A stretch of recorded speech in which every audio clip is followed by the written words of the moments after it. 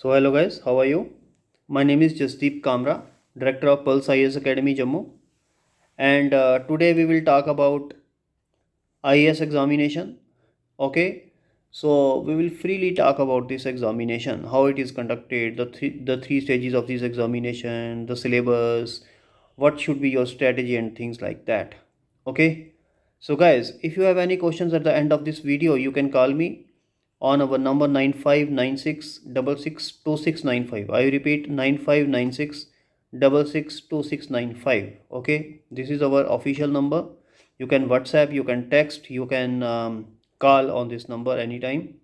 We will be more than happy to answer your queries. Okay, so guys, let us start.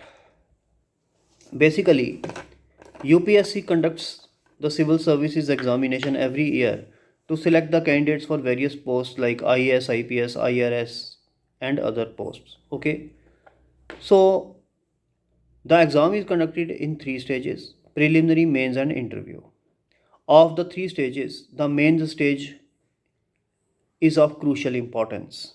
Okay, the preliminary stage basically is a stage to weed out the candidates who are not fit to write the examination. Okay, so preliminary stage is an objective type test.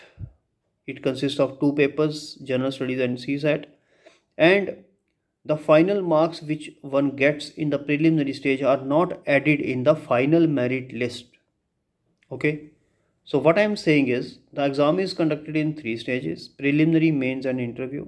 The first stage, that is preliminary stage, is a screening test to weed out the candidates who are not fit for this examination, which means that because lakhs and lakhs of students fill up the forms every year, so only some thousand students, 13 to 12,000 students, 12 to 13,000 students get to write the mains examination, which is the actual examination. So out of the lakhs of students, only 13,000 students are selected roughly every year to write the mains examination. So preliminary exam is conducted to weed out those candidates who are non-serious. Okay, and moreover, the final marks of the candidates got in the preliminary examination are not added in the final merit list, which is used to allot services to different candidates after the interview. So preliminary exam is a weeding a screening exam, weeding exam to weed out those candidates who are non-serious. It is basically objective type test. Okay. When one passes the preliminary exam, what happens is he gets an invitation, an opportunity to write the mains exam. Now here the competition actually starts. The mains examination is the real examination of civil services, because the mains examination, the marks which one gets in the mains examination are actually counted for one's final merit list. One, whether one gets IAS, whether one gets IPS, whether one gets IRS, or whether one gets any other service. So basically the competition starts here. Now the mains examination is not objective type, it is subjective type examination. Subjective type, all the papers of the mains examination are subjective type. General studies has 4 papers. Okay, optional subject has 2 papers, and there is one essay paper. So total 4 plus 2 6 and plus 1 7 papers are there, whose marks are actually added up, which makes up the candidate's final merit list, which is used to select the candidates for IAS, IPS, and other services. Not to mention the interview stage, which is also, you can consider it is just like a mains examination. You can consider one paper of the mains examination is interview, because the marks one gets in the interview are added up in the final merit list. So final merit list of civil service examination composes of total marks one gets in the mains exam and the total marks one gets in the interview exam.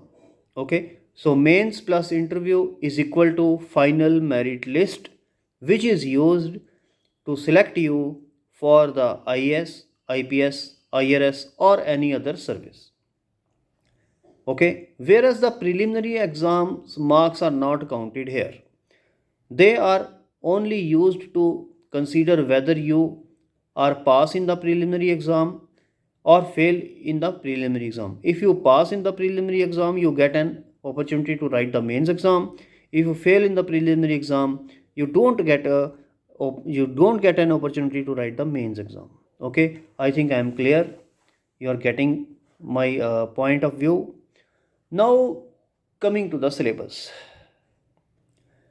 The syllabus composes of compulsory paper of general studies. General studies is there in the preliminary as well as in the mains exam. There is one paper of general studies in the preliminary stage.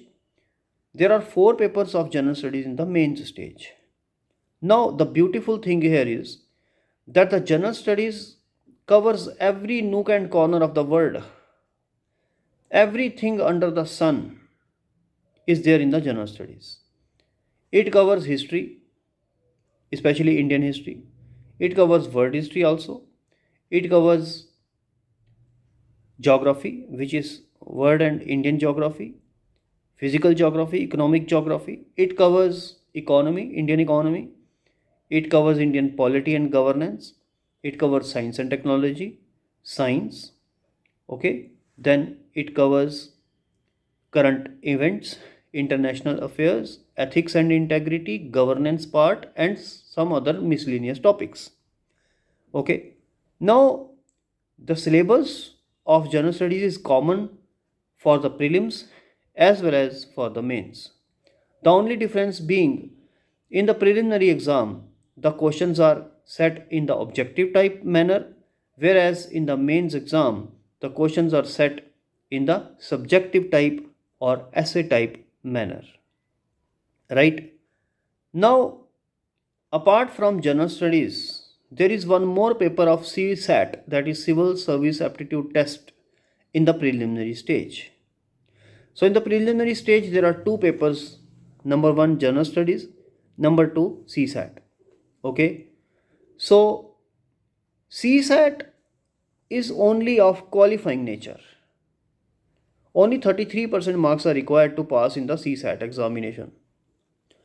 And what is the syllabus of CSAT? Simple mathematics of 6th, 7th level, simple reasoning questions of very simple nature, some data interpretation questions which are very simple in nature, some comprehension passages which are of moderate nature and which generally come from Times of India, The Hindu, Indian Express, Economic Times newspapers, and some other magazines like Frontline, and some little bit of grammar also. So CSAT being a qualifying nature exam,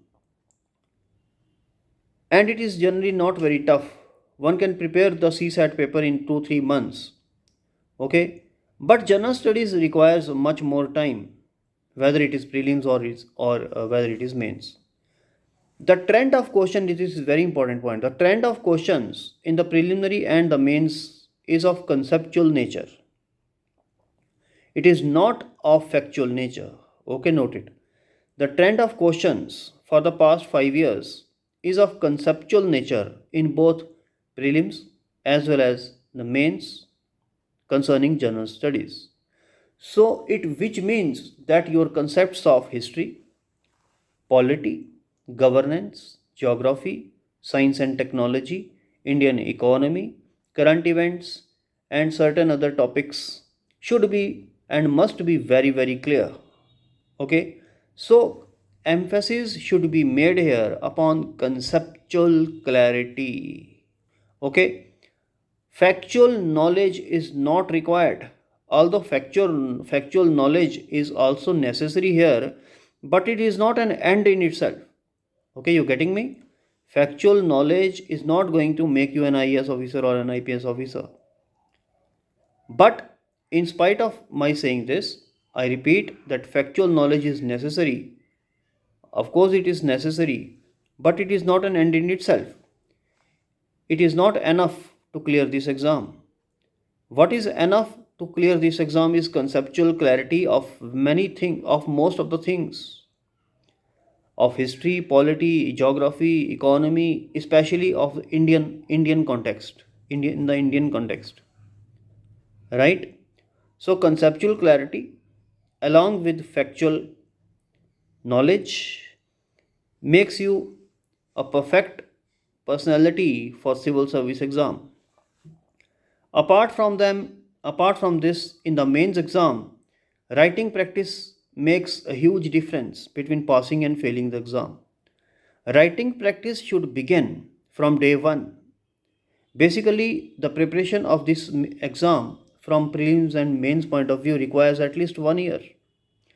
And from the very first day you should start writing practice for the mains exam, because unless until you practice writing, merely mugging up the information and mugging up the concepts will not help until unless you write the things on the plain sheet.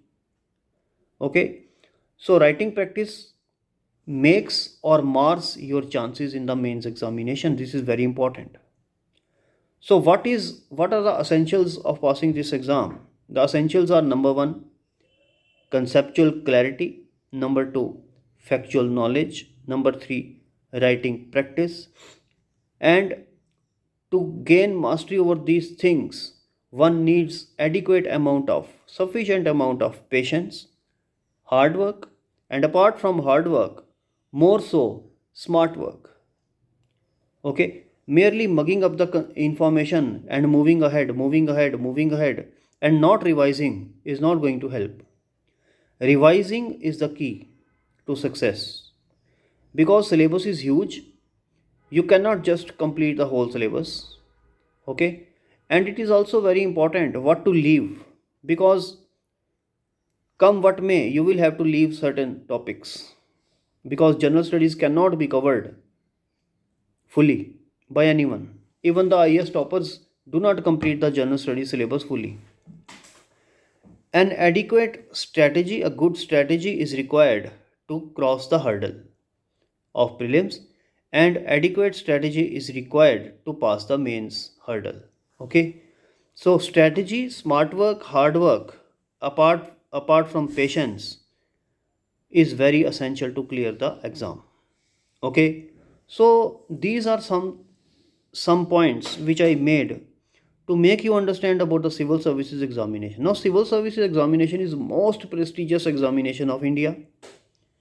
Okay, because it covers civil services. Civil services are those services which make you reach the top of the administration, whether it is state government, whether it is central government.